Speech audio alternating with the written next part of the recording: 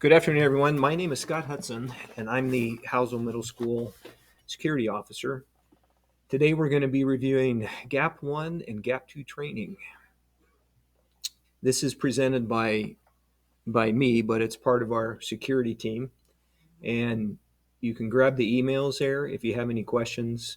If you use the bottom one, that will go to everybody on our team. If you have any questions, just feel free to email us. Today, what I'm going to do is go through the slides, and I'm just going to highlight certain parts of the slide. But of course, if you feel like stopping the presentation as you look at it and look through the entire slide, go right ahead.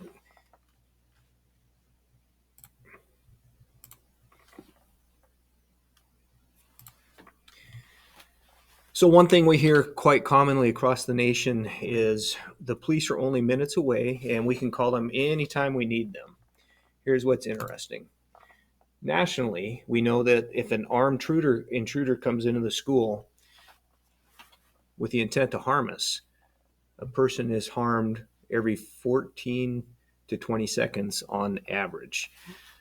So we really don't have much time to wait for the police. I'm going to reference this slide a little later. So why should we review GAP concepts constantly? So we develop training files in our brains, and these are things that we can reference in stressful situations. It helps us combat our responses to fear. And we have 4 responses to fear. This will just be a quick review. We have fight or flight, and generally with training, we can respond with a fight response. And we have freeze or surrender. This is one that we sometimes don't hear about very often, but it is part of our system when we're scared or frightened.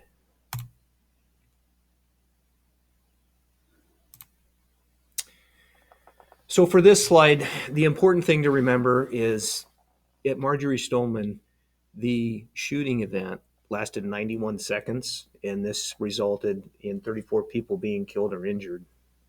So that's an injury or death every 2.6 seconds. Now, the entire event lasted 6 minutes. And if you reference or remember the second slide about how the police are only minutes away and so on, you can see from this, we really don't have minutes to wait. So what is GAP?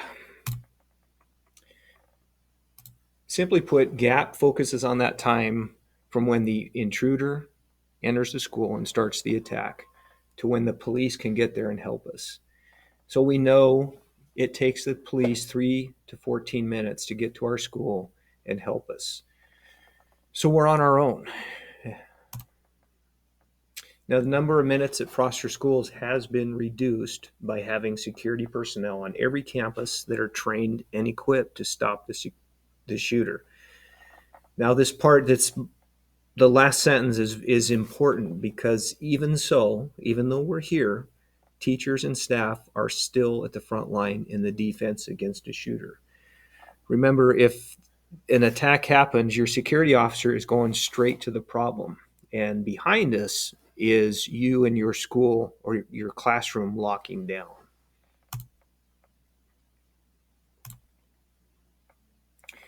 So why do we use T-ball bats? T-ball bats are smaller and they can be used effectively by persons of all sizes. They are lightweight, and in that 1, 2, or 3 second window of opportunity, the bat can be a more dominant weapon than a firearm.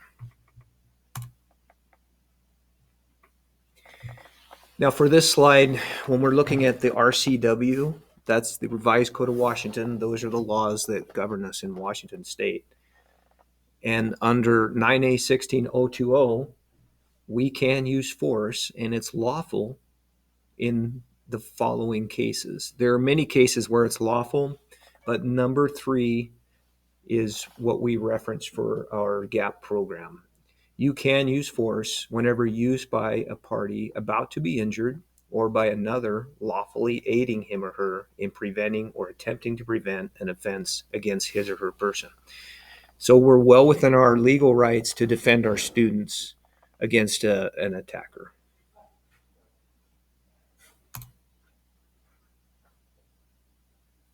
So the school district use of force policy says Prosser School District staff shall follow Washington state law regarding the use of force and deadly force. All staff shall adhere to RCW 9A16040 when applying force that could be potentially deadly.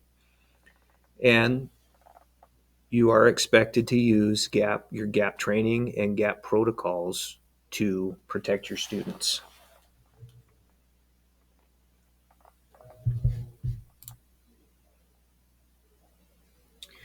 So just remember, it's you and the shooter or the attacker. Use your bat with confidence, and you swing at the first sign of a person crossing the threshold of your doorway. Strike at any target that avails itself. This person is intent on doing you and your students harm. And how? Swing as hard as you can. So here's a few reminders about swinging a bat, and we're going to practice this when you show up for your GAP 2 refresher.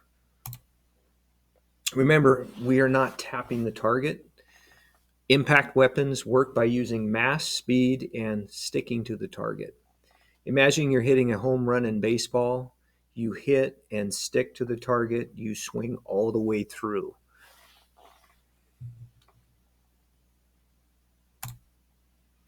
So locking down your classroom. Remember the difference between GAP protocols and some of the other systems. We have run, hide, fight. We have something called Alice, where the kids are taught to throw things at intruders as they come in to the classroom. But GAP is designed to stop the intruder from entering your classroom. Run, hide, and fight is difficult because not everybody can run and not everybody can hide. So we want to stop this person from coming into your room. And locking down and barricading is very simple, and it's essential during an attack. So lock the door, turn out the lights. The goal is to present an attacker with a quiet, dark, locked room. Remember, the attacker is looking for people to harm and will most likely bypass a room where people are not present. Barricade your door. Close the window shades. The attacker should not be able to see into your room.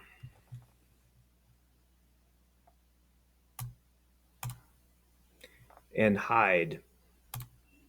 We teach students to tip over their desks and get on the floor.